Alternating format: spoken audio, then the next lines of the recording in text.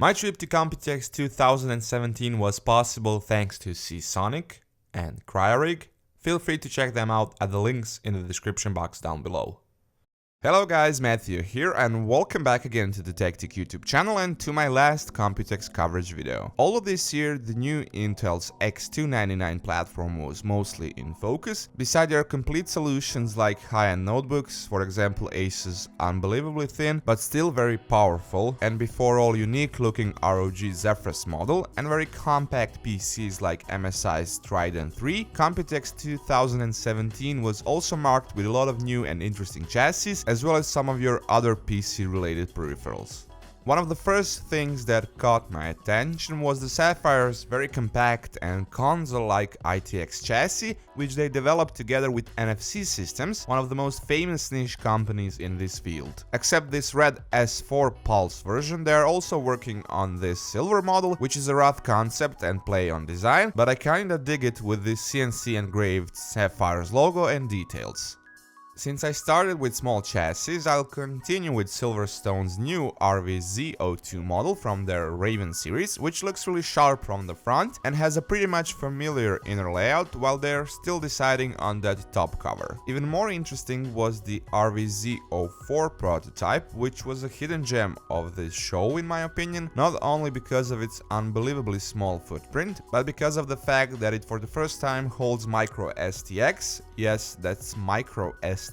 form factor motherboard from ASRock. Intel decided to support this form factor, so Silverstone and ASRock went ahead and made their first, so to speak, combo representative for this segment, while the motherboard itself supports and will support in general when it comes to micro STX form factor, MXM type of slots for graphics cards, and that's actually the biggest obstacle for this project, as it's hard to find one. Nobody from GPU manufacturers actually makes a retail model of it, unless you stumble upon on an OEM product. Beside it, Silverstone actually had a couple of different new ATX chassis on display, which are still in the process of being developed, like for example the PM02, RL07 and RL08, which have this unique angled shape design on the front panel. Speaking of unique shapes, if you're in search for that on Computex, the right thing to do is to go to InWin's booth. The main attraction there was their WinBot model, which basically looks and is shaped almost like a big tennis ball. Beside being packed with high-end hardware, one more interesting thing about it was that it has sensors and follows around its users by rotating. Putting that aside, InWin showed off few new models, most interesting ones being the 806 series with wooden panels, which in my opinion looks awesome, and the same goes for the Gaming Cube A1 model, while they've also showed off a new 301C and 101C models supporting toolless opening for the tempered glass, RGB lighting, and a bit different design approach on the front as well as the inner portion of the chassis. Antec also displayed two new models of chassis, the P8 and the P110, with which they want to go back to their old school roots. It looks really sleek and simple, kinda reminds me of my old P182 model, hoping to check it out as soon as it becomes available.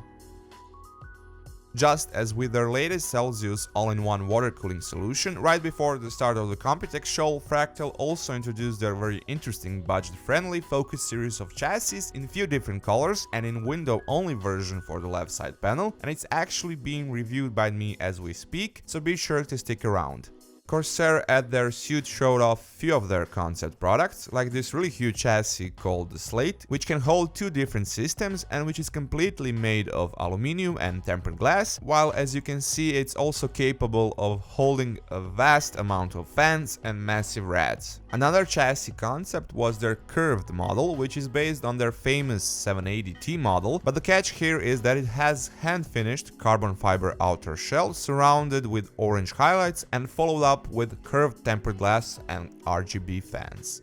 Although it's been a while since Corsair's One PC came out, they were still showcasing it proudly, and they should. It's a pretty unique piece of engineering that's actually selling quite good, while they've also showed another version of it, a special edition one with a pink Computex skin, which would Linus love for sure. Be Quiet unfortunately didn't have anything new in particular, beside the introduction of the white color for the Dark Base Pro 900 chassis, while I'm still waiting to try out their Silent Loop water cooling series. EVGA showed a couple of interesting chassis at their suit, the DG77 and smaller DG75 models, and as you can see they look really sharp, supporting minimalistic design approach with tempered glass panels and rigid aluminum and steel construction with cool customizable details like logo on the screws for the panels, while in the DG77 you will be able to install GPU vertically and show it off like that. Checking out Beat Phoenix booth, they've also showed off a completely new chassis called Enso, which as you can see looks really cool with this unique design while also having some interesting RGB lighting solutions, beside having of course the tempered glass side panels. Speaking of that, their Nova series got an upgrade in a form of tempered glass side panel, and now you will have one more additional model to choose from. Although this will bump up the price of this more budget-oriented chassis, I think it will still find its place among users. The star of the show seemed to be Cooler Master's long-awaited refresh of their Cosmos series, where they as a teaser first introduced their 25-year anniversary edition based on the ongoing Cosmos model a couple of weeks ago, so they can grab users' attention for the main happening, and that was the Computex release of the brand new successor of Cosmos series, the C700P model. Beside it, they've also showed off their new master case H500P, which was grabbing a lot of attention too on account of its support for massive 200mm fans on the front panel and possibility to install the GPU vertically, alongside of having very attractive design to begin with, as well as few other more unique and budget-oriented chassis from Master Box series. Although there were not a lot of famous manufacturers of peripherals like Logitech or Razer, some of the manufacturers from other fields like G-Skill showed off their new lineup of peripherals like mechanical keyboards. Their new KM570 model will come in 2 different color variants, and there will also be a 10 keyless series, as well as an RGB one of course. Surprisingly, or maybe not in one hand, ADATA also showed off their future contenders when it comes to gaming peripherals, so they showed off their keyboard and mouse, as well as this virtual surround headset with a really big command control center thingy. Cooler Master also showed off their new gaming keyboards and mice, like the Master Key MK570 mechanical keyboard, MS120 combo kit, and MM520 and 530 mice, while they were also displaying latest addition to their gaming headset portfolio, the AIM H320 series.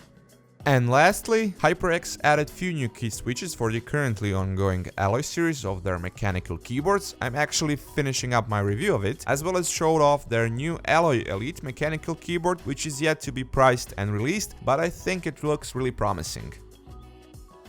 That's it guys for this video and this year's Computex coverage. Really hope you like it, and if you did, be sure to give it a thumbs up. Also feel free to comment down below if you have any questions or suggestions for future shows, and of course be sure to subscribe for the upcoming content, and until then, catch you later guys.